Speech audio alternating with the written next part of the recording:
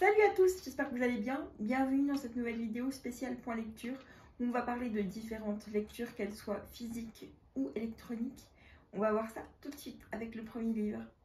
Pour cette première lecture physique, donc en papier, on se retrouve avec La Revanche des méchants, écrit par Fabien Clavel, publié chez Fleurus. On va suivre Lucie, une jeune adolescente de 13 ans qui est au lycée et qui a énormément de problèmes, soit un ami, si on peut dire, même si c'est pas vraiment un ami, bref, un garçon qui reste collé à ses basques alors qu'elle lui a rien demandé, qui passe son temps avec elle, enfin bref, et les poils de loup qui lui poussent mystérieusement chaque soir, alors qu'elle essaye de tout faire pour le cacher aux autres. Ma foi, c'est un peu des gros problèmes pour une ado de son âge, déjà avec tous les problèmes que l'adolescence ça comporte, jusqu'au jour où elle va tomber sur l'annonce d'une mystérieuse organisation qui peut aider les personnes à problème comme elle. Donc elle va sans hésiter s'y rendre parce qu'elle se dit que s'il y a bien quelqu'un qui peut comprendre ses problèmes de pilosité, de loup-garou anormal et un peu l'aider dans ce problème, eh ben, elle prend volontiers jusqu'au jour où les clones du prince charmant vont commencer à la pourchasser et qu'on va se retrouver dans un monde tout peuplé de personnages de contes de fées et où vous allez donc devoir vous préparer à revisiter vos classiques comme vous ne l'avez jamais fait avant. Je m'arrête pour le résumé. C'est une lecture que j'ai beaucoup appréciée. Déjà, c'est écrit très gros. Une lecture parfaite pour un public plutôt jeunesse, entre 12 et 13 ans, si vous voulez commencer la lecture avec vos enfants. Du coup, beaucoup de réécriture de contes de fées. On découvre pas mal d'aspects sur les personnages de contes. J'ai vraiment beaucoup aimé. Je me retrouve énormément dans les personnages, pas au niveau de leur âge parce que je suis plus âgée qu'eux, mais au niveau des émotions, le caractère, les lieux me faisaient très envie aussi. J'arrivais très bien à m'immerger dans l'univers. Bref, j'ai passé un super moment de lecture. Je ne peux que vous la recommander si elle vous intéresse. Et on poursuit maintenant avec une réécriture d'un classique Disney. Il s'agit de Kiss the Girl, inspiré de la chanson de la petite sirène. Histoire donc écrite par Zoraida Cordova, publiée chez Hachette Heroes. On va suivre ici Ariel, qui fait partie d'un groupe de pop rock, de chanteuses pop rock avec ses sœurs. Elle est humaine, il n'y a rien à voir avec la sirène, mais vous verrez qu'il y a certaines parties un peu de réécriture dans le style un peu romance, pop, fraîche, enfin pas du tout de fantaisie. Et un jour, elle va donc décider qu'elle en a marre de cette vie de pop star où son père dirige toute sa vie pour elle et ses sœurs.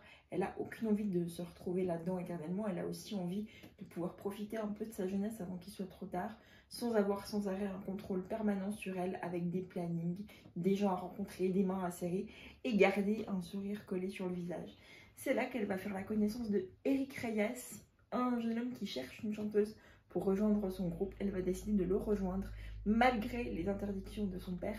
Et c'est là qu'elle va vivre une folle aventure pleine de road trip avec ce nouveau groupe dans une vie totalement différente de ce qu'elle connaît et de manière complètement incognito, quitte à se faire passer incognito même auprès d'Eric Reyes lui-même.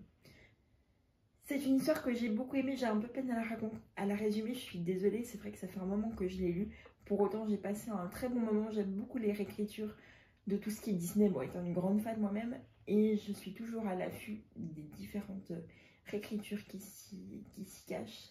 Je peux que vous la recommander si elle peut vous plaire, surtout en cette période d'été où il commence à faire chaud, où je me dis que la romance est plus au rendez-vous de lecture. Et surtout si vous êtes fan de la petite sirène et de n'importe quel type de réécriture, surtout peut-être avec un petit peu moins de fantaisie, plus de jeunesse, un peu plus proche de ce qu'on pourrait vivre tous les jours, donc une romance sans once de magie, celle-ci est faite pour vous.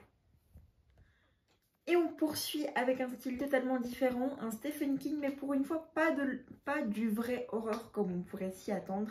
Il s'agit de Contes de fées, donc écrit par le fameux Stephen King, publié chez Alma Michel. On va suivre le jeune Charlie, qui n'a pas eu un début forcément facile. Sa mère est décédée quand il était très jeune, il a un père alcoolique, bien qu'il soit gentil avec son fils. Bref, c'est beaucoup lui qui a dû s'en occuper de son père alors qu'il n'a que 17 ans. Quand on a ce type de vie, on aimerait pouvoir vivre sans aucune insouciance et pas devoir être le parent de l'autre. Malheureusement, ça n'a pas été son cas.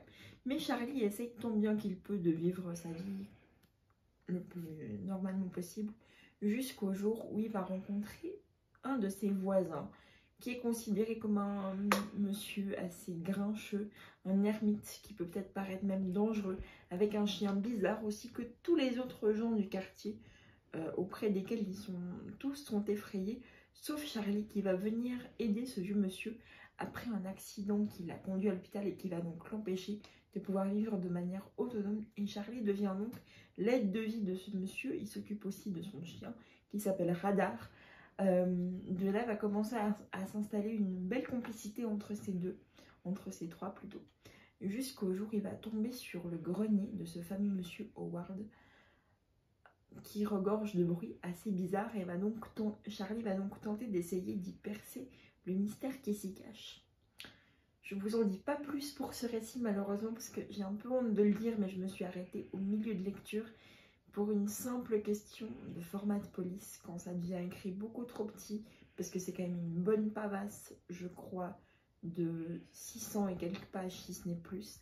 C'est écrit assez petit, bref, c'est pas très confortable en format de lecture, je dois avouer. Donc quand mon format papier aura baissé un petit peu, je lirai volontiers en format e-book un peu plus gros. Pour autant, je garde ce livre dans ma collection parce que c'est un très bel ouvrage, j'ai passé un très bon moment. C'est un cadeau et j'espère bien pouvoir le reprendre depuis le début en e-book une prochaine fois. En tout cas, je peux que vous recommander cette histoire. Si vous aimez si vous serez intéressé par d'autres styles de Stephen King, parce que vous n'êtes pas très fan de l'horreur, ce que je peux comprendre, eh ben, je pense que ce livre est fait pour vous. En tout cas, j'ai énormément apprécié.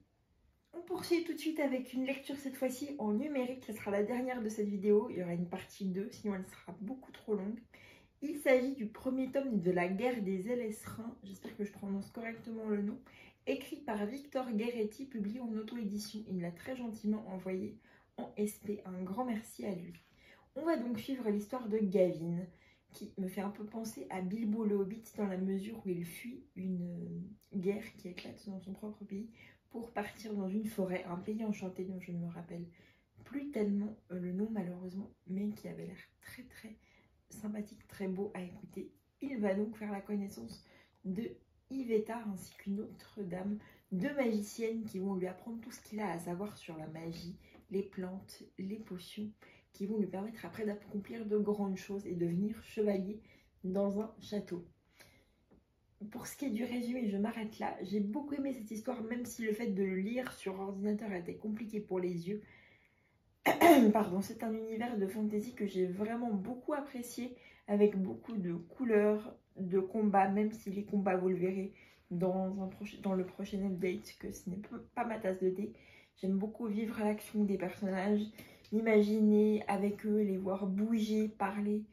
C'est vraiment hyper immersif. Je remercie encore 1000 fois l'auteur Victor Gueretti de m'avoir fait parvenir son ouvrage et j'espère pourquoi pas en lire d'autres très bientôt. C'est la fin de cette vidéo, merci beaucoup de l'avoir regardée, j'espère qu'elle vous plaira. Je vous dis à très bientôt pour de nouvelles aventures et d'ici là, prenez soin de vous. Ciao ciao.